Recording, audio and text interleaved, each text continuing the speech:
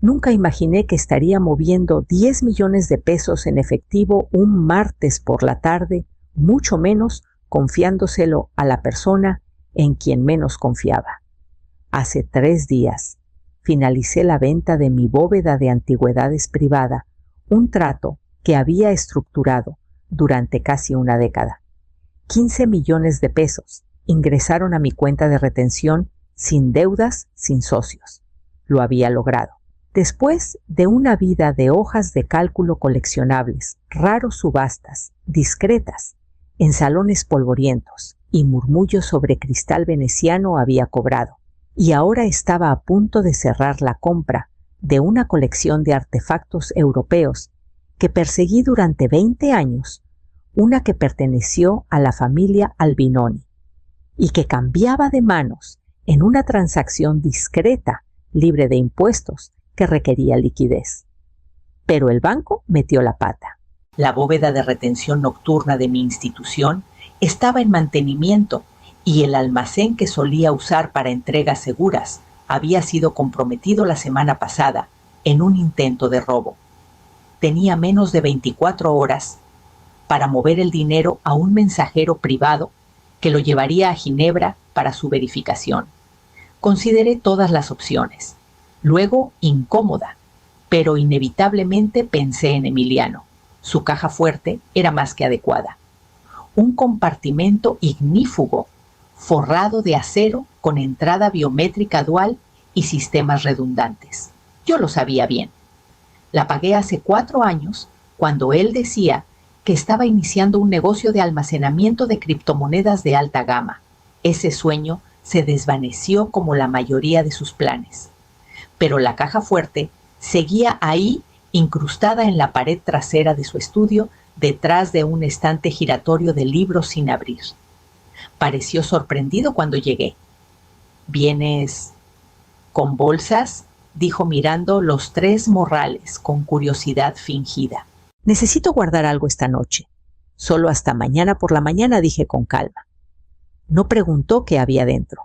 Nunca lo hacía cuando se trataba de dinero. Ingresé el código yo misma, uno que él no conocía, y deslicé las bolsas al interior de acero frío. Se acomodaron perfectamente una junto a la otra, limpias, precisas, como números en un libro mayor. Emiliano estaba a mi lado extrañamente callado. Luego me abrazó. Fue torpe, vacilante, lo mantendré seguro, murmuró en mi hombro. Asentí, pero algo en su voz. No pude descifrarlo. Esa noche en casa me serví una copa de vino tinto y me senté en silencio. Para la mañana, ni mi hijo ni el dinero estarían ahí. El sol se filtraba por la ventana de mi cocina con una calidez casi burlona. Removí mi café distraídamente con los ojos fijos en mi celular. 7:48 de la mañana. Ningún mensaje. Envié un texto simple. Buenos días. Todo bien, nada. A las 8:30 llamé. Directo al buzón de voz. Me dije que estaba dormido o que había salido a desayunar. Me dije muchas cosas en esas 3 horas silenciosas. Para las 11:15 el silencio me envolvía como niebla. Manejé hasta su casa. Emiliano vivía en una casa de 2 pisos en las afueras de San Miguel de Allende. Exterior impecable, setos recortados, una ilusión de control que rara vez mantenía dentro. Al acercarme al porche, algo se apretó en mi pecho. La puerta principal estaba sin seguro. Dentro el aire se sentía rancio, sin música, sin movimiento. Llamé su nombre, una vez suavemente, luego otra más fuerte. Mi voz flotó en la quietud como polvo. Me dirigí al estudio. El estante estaba ligeramente entreabierto, lo suficiente para confirmar lo que ya sospechaba. La caja fuerte estaba abierta. Su puerta colgaba pesada, el candado parpadeando en rojo. Los 3 morrales habían desaparecido. No me moví de inmediato. Me quedé ahí, absorbiendo la escena como si inspeccionara una pieza de museo. Mis ojos se desviaron a la mesa auxiliar cerca de la entrada. Un sobre solitario estaba allí con la letra angulosa de Emiliano. Lo tomé y desdoblé el papel dentro. No te molestes en buscar. Me lo merezco. Siempre me lo debiste. Sin firma. Solo ese mensaje, sin drama, sin explicación, solo un aire de merecimiento. Por un largo momento no dije nada. Mi corazón no se aceleró. Mis manos no temblaron. Me sentí inmóvil. Luego en silencio sonreí. No era alegría, no era sorpresa, era algo más afilado, más firme. El reconocimiento de que lo que sospechaba, lo que había preparado, había sucedido exactamente como esperaba. Él había jugado su carta. Y yo tenía la mía. Doblé la nota y la puse de vuelta en el sobre. Luego me giré y salí del estudio, dejando la caja fuerte vacía atrás. 3 días antes de entregar las bolsas, me senté frente a Tomás Garza, en la oficina trasera de su firma de seguridad, observando cómo las comisuras de su boca se tensaban mientras le explicaba mi petición. «¿Piensas que tu hijo va a robarlo?», dijo finalmente, no como pregunta. «Creo que ya está a medio camino», respondí. «Solo quiero estar lista cuando cruce la línea». El comportamiento de Emiliano no había sido correcto por meses. Demasiadas diligencias vagas, demasiadas menciones casuales de una mujer a la que llamó tía Verónica, alguien que nunca conocí, que aparentemente sabía cómo arreglar cosas. Sus necesidades de dinero habían cambiado de gastos impulsivos a peticiones cuidadosas calculadas. Estaba probando límites, observando qué notaría. Tomás se recostó con los brazos cruzados. «¿Qué me estás pidiendo paquetes falsos? No imitaciones baratas, réplicas de alta calidad. Mismo peso mismo, empaque mismas marcas de serie. Quiero tiras químicas inteligentes dentro de cada uno y etiquetas RFID cosidas en el forro. Algo que puedas rastrear desde 50 kilómetros, si es necesario», dio un silbido bajo. «Eso es una operación de señuelo completa». «¿Hablas en serio?» «Siempre hablo en serio cuando alguien piensa que soy su plan de salida». Tomás no discutió. Habíamos trabajado juntos, en casos antes, cuando aún hacía trabajos forenses para aseguradoras. Confiaba en mis instintos y yo en la ejecución de su equipo. Al día siguiente, 3 morrales idénticos esperaban en su bóveda de sala limpia, cada uno lleno de fajos que parecían y se sentían como dinero, pero que activarían media docena de alertas si se escaneaban en sistemas formales. Transferí los 10 millones reales a una cuenta de retención privada bajo un fideicomiso con alias Aurora Campos Holdings, un nombre sacado de una vieja historia familiar que solo yo recordaba. Los fondos estaban protegidos con autenticación de 2 factores y un protocolo de clave rotativa. Nadie podía tocarlos. Esa noche practiqué mi sonrisa. Ensayé el peso de esas bolsas en mis brazos. Visualicé el momento en que él las tomaría pensando que había ganado. Que corriera, que creyera que me había superado. Porque la verdad era que Emiliano no actuaba solo. Y empezaba a sospechar que el verdadero juego aún no había comenzado. Lo di todo por criar a Emiliano. A los 33 dejé un puesto de consultoría federal en contabilidad forense, el tipo de trabajo con beneficios de nivel gubernamental y proyecciones de 6 cifras, porque mi hijo necesitaba más que niñeras y llamadas programadas. Necesitaba presencia. Así que vendí mi parte, en la firma cancelé toda suscripción que no fuera comida o calefacción y aprendí a vivir en las grietas de la vida que pensé que quería. Tomé trabajos a medio tiempo, contabilidad para comerciantes de antigüedades, turnos nocturnos de inventario, tasaciones de herencias, donde siempre era la última en irme. Preparé almuerzos escolares con crema de cacahuate genérica y recorté cada cupón que encontraba. El anillo de boda que me dio su padre lo empeñé cuando llegó la factura del primer año en la Academia San Elías. No dudé.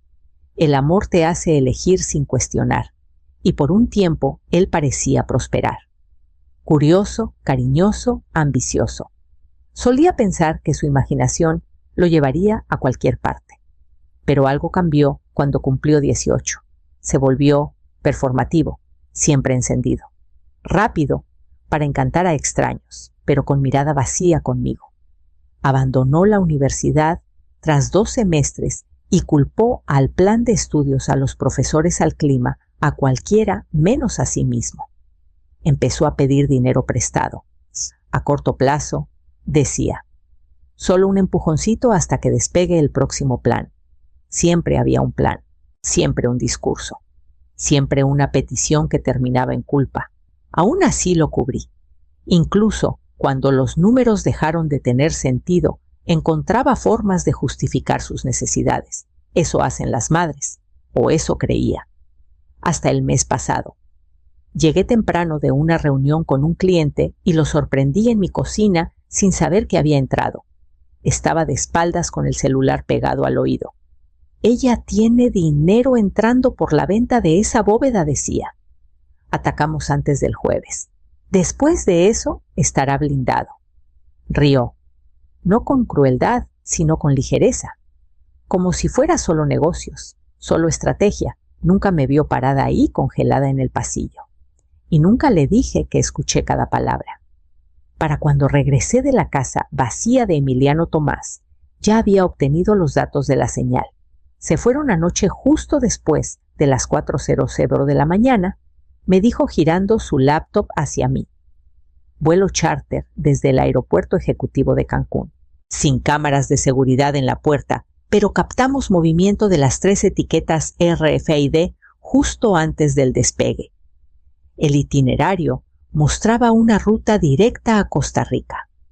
Un corredor conocido por bancas sin preguntas, resorts discretos y gente que quiere desvanecerse sin dejar huellas. Tomás abrió otra ventana. Esto es de una cámara de tráfico cerca del aeropuerto. ¿Reconoces a alguien? Me incliné. Imagen granulada. 3 figuras cargando equipaje en una SUV negra.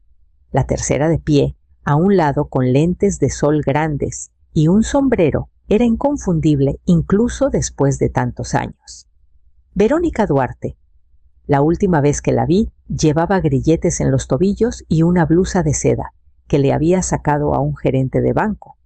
Testifiqué contra ella en el 98.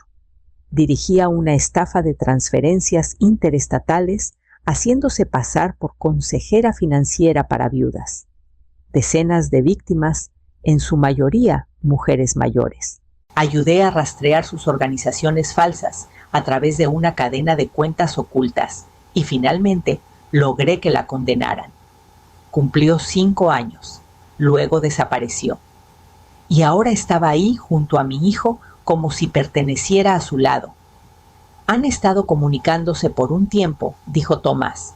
Mensajes encriptados, números desechables, rotativos, depósitos en efectivo en 3 ciudades. Mi estómago se apretó. No solo enfrentaba a un hijo imprudente, enfrentaba a alguien que le había enseñado a desaparecer. La manipulación, la calma, en la nota, incluso el momento del robo, todo tenía sus huellas. Pero no sabían qué habían tomado realmente. Los billetes en esos morrales parecían legítimos, pero cada uno estaba marcado con tinta inteligente, invisible al ojo, pero identificable al instante por aduanas o sistemas financieros. Incluso los números de serie eran falsos copiados de fajos ya retirados y archivados en los registros de quema del Banco de México. Podían gastarlo en la calle, tal vez en hoteles, pero en el momento en que intentaran moverlo en bloque, el sistema los devoraría vivos.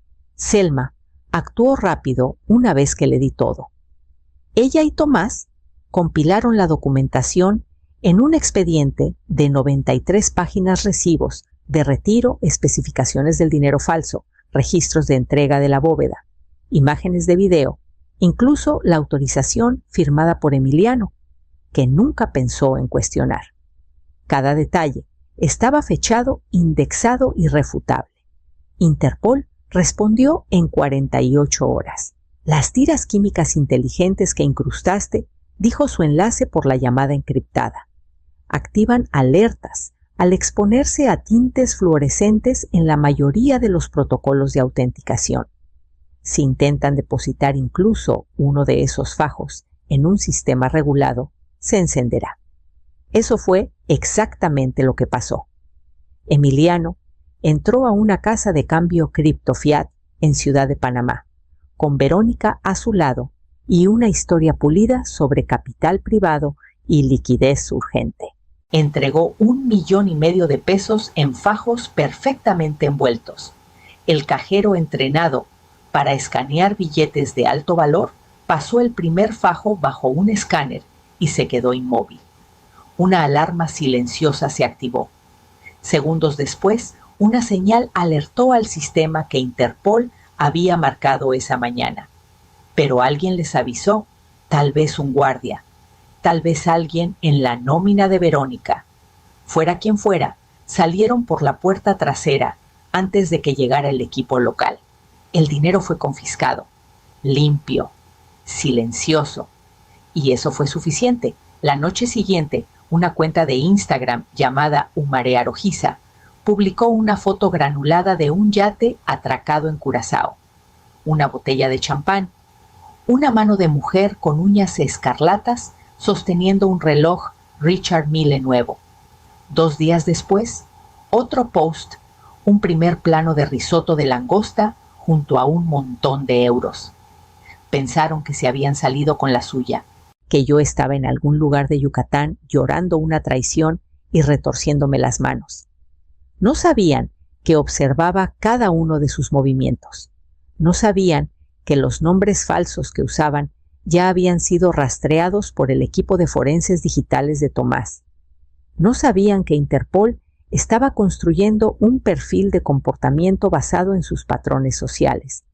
Y desde luego, no sabían que yo ya conocía su próximo destino. Se movían como gente con tiempo prestado.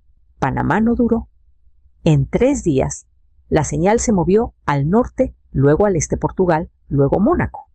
Tomás rastreó los pings de las etiquetas RFID con precisión clínica, superponiéndolos con manifiestos de viaje y reservas de hotel, bajo 2 docenas de nombres falsos. Verónica, claramente, había enseñado bien a Emiliano, pero subestimó cuánto conocía yo sus trucos. Gastaban rápido boutiques de lujo, alquileres de yates, restaurantes de alta gama, pero siempre en efectivo. Nunca una tarjeta, nunca una transferencia, nunca nada rastreable por un sistema financiero legítimo. Sabían que no debían. Sabían que si usaban un banco, yo podía congelarlo con una sola llamada. Pero lo que no entendían, lo que no podían, era que cada peso que llevaban ya los había traicionado. Marcadores químicos inteligentes invisibles al ojo. Series falsificadas ya marcadas en múltiples bases de datos internacionales. Cuanto más gastaban, más alertaba al mundo. Un cajero en Lisboa marcó los billetes como demasiado nuevos. Un oficial de aduanas en Niza señaló su equipaje para una revisión aleatoria. Un dependiente de una boutique en Monte Carlo pasó la moneda por un escáner UV por costumbre y frunció el ceño. Interpol ya había emitido una alerta de vigilancia, silenciosa pero efectiva. Sin sirenas, solo ojos, más ojos cada hora. Y yo también observaba. Desde mi oficina en casa en Mérida tomando té verde y desplazándome por publicaciones etiquetadas bajo los nombres de usuario que crearon. Marea Elena, Aurevino, Lujo Costero. Cada una migaja digital. Grabé una nota de voz esa noche, no para enviarla, aún no, pero para guardarla. «No robaste mi dinero», dije con calma al grabador en mi escritorio. «Robaste papel, robaste utilería de escenario y te atragantarás con ello porque nunca te molestaste en preguntar qué valía realmente». La reproduje una vez luego, la archivé. Ya no corrían. No realmente. Actuaban. Para extraños, para ellos mismos, tal vez incluso para mí, y no se daban cuenta de que el espectáculo estaba a punto de terminar. El restaurante se llamaba La Ola, paredes de cristal, vista desde la azotea, justo el toque de exclusividad que atrae a quienes quieren ser envidiados sin ser notados. Llegué 5 minutos después de su hora de reservación, sin séquito, sin espectáculo, solo un traje negro y una expresión tranquila que había ensayado durante semanas. Ya estaban sentados, Emiliano de espaldas a la entrada. Verónica me enfrentaba riendo por algo que él dijo con la copa de vino a medio levantar. Luego me vio. Su sonrisa titubeó. Emiliano se giró cuando ella se quedó inmóvil. Su rostro cambió por etapas, primero incredulidad, luego molestia, luego algo más silencioso, miedo tal vez, o reconocimiento. Caminé a su mesa y puse un morral pequeño entre las copas de champán. ¿Se sintió bien?, pregunté suavemente, deslizándome en el asiento vacío frente a ellos robar algo que nunca fue real. Ninguno habló. Sé de los vuelos charter, los celulares encriptados, las transferencias fantasma que montaron por Costa Rica y Portugal. Sé que entraron a esa casa de cambio con mi nombre en la boca y salieron justo antes de las sirenas. Emiliano abrió la boca, pero levanté una mano. También sé que los han rastreado en cada paso. Etiquetas RFID en las bolsas, marcadores químicos en los billetes. Cada peso que han gastado ha activado alertas globales. Desabroché el morral, dejando que la solapa cayera. Una fila limpia de fajos falsos los miró. Tomen, dije. Dejaron algunos atrás. Las manos de Verónica temblaban. Emiliano parecía a punto de vomitar. No alcé la voz. No lloré. Simplemente me giré, hice contacto visual con el maître d' al otro lado del salón y di un solo asentimiento. Momentos después, 2 oficiales de Interpol se acercaron en trajes discretos, silenciosos y eficientes. Sin gritos, sin esposas en público. Solo una solicitud murmurada de identificación y una invitación a salir. Se levantaron lentamente sin protestar. Mientras los llevaban, Emiliano me miró con la boca entreabierta, como intentando convocar una pregunta que no llegaba. No aparté la mirada. Esta vez no. De vuelta en Mérida, el aire se sentía más pesado, no por el duelo, sino por la finalidad, como una habitación vaciada y limpiada, lo justo para que alguien nuevo entre. Selma presentó los cargos en 48 horas. El caso avanzó rápido. A Verónica le dieron 7 años sin apelación. Sus condenas previas, junto con la magnitud del esquema, no dejaron margen para indulgencia. Emiliano se paró ante la corte. Con los ojos bajos, no ofreció defensa real y aceptó 4 años, con posibilidad de libertad condicional tras 2. Elegí no hablar en la sentencia. Selma me preguntó 2 veces si quería dar un testimonio, algo para solidificar el expediente. Me negué. Ya perdieron lo único que importaba, le dije. Mi confianza. No era crueldad. Era claridad. Las palabras no los alcanzarían, no de una forma que importara. Lo que necesitaba romperse ya se había roto. Una semana después, Javier llamó. Su número parpadeó en mi pantalla por un largo rato antes de que lo silenciara. No sentía enojo ni anhelo, solo distancia. Una distancia ganada, no impuesta. Había oído de los arrestos. Tal vez quería decir que estaba orgulloso. O lo sentía. O tenía curiosidad por la versión de mí que se mantuvo en silencio durante todo. Pero ya no necesitaba su entendimiento. Ya no me explicaba. Vendí la casa de Mérida a través de la red de Selma y me mudé al norte. Una propiedad pequeña en la costa de Puerto Vallarta. Un piso, ventanas amplias, tierra tranquila. El tipo de lugar donde no necesitas probar nada. Construí un invernadero al borde de la propiedad y comencé a cultivar cosas que no podía nombrar, cosas que requerían tiempo, atención y la paciencia que nunca tuve en la vida anterior. Dormí profundamente por primera vez en años. Algunos días eran solitarios, sí, pero la soledad no era una herida, era aire, y por primera vez podía respirar sin sobresaltarme. El mar fuera de mi ventana no ruge como la gente imagina. Respira.